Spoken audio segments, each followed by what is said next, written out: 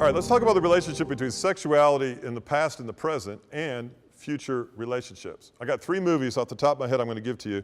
Failure to Launch, Matthew McConaughey. How to Lose a Guy in 10 Days, him again. Jerry Maguire, played by Tom Cruise. What do 3 of these guys have in common? The characters they play are immature men who have an inability or an unwillingness or an inability to have mature relationships in the present. Why? Because of wrong relationships in the past. And this tends to be a trend in culture today. Our sexuality in the past has an adverse effect on our present relationships and our future relationships.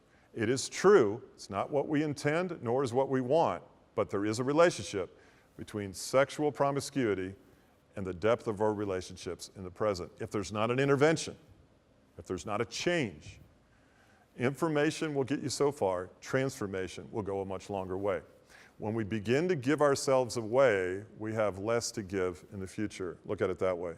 Be that on a physical level, a sexual level, an intimate level, an emotional level, a psychological level. Our biggest fear in life, for the most part, is that we're going to end up alone, or worse yet, lonely. And we fight that at every step of the way. Here's another word that becomes very prevalent when we start to have multiple relationships with people. Projection. We tend to project the negative qualities of our previous relationships on our present or future relationships. We take the garbage and the baggage of someone in our past, and we grow to expect that in the present or in the future, and we project upon those people those qualities. We have to watch that. This is a big thing in counseling. Pornography in the past changes our perception of the opposite sex in the present and in the future.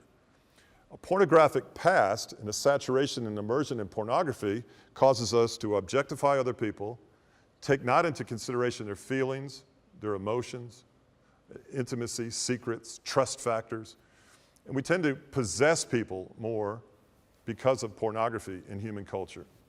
Our physical issues that we have in the past can affect our future relationships. I know a lot of people who have made mistakes sexually and they have contracted herpes or some other physical ailment that now limits their potential for relationships in the future. It's all interwoven. That's why I say we're not just talking about something for the sake of talking about it. We're talking about something for preserving and protecting the long-term future of your relationships with people in the future, be they marriage or not.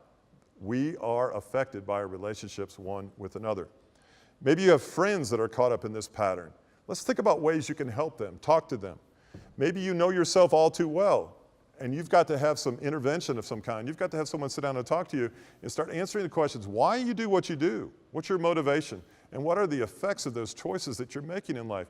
You've got to care, as do I have to care about myself, enough to look at the choices that I'm making to see how they affect my potential for intimacy and love in the future.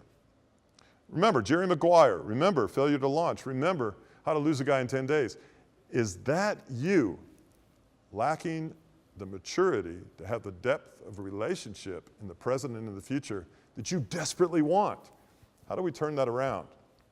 Well, I happen to know by experience, you turn that around by a relationship, an introduction and an ongoing relationship with a God who died for you, namely Christ, that helps reform and resculpt and transform the way we think, feel, and desire, body, soul, and spirit. Think about these things and think about your life. Remember, we're thinking objectively about where you are in contrast to where you could be, and certainly where you want to be. Think about that. What about future relationships?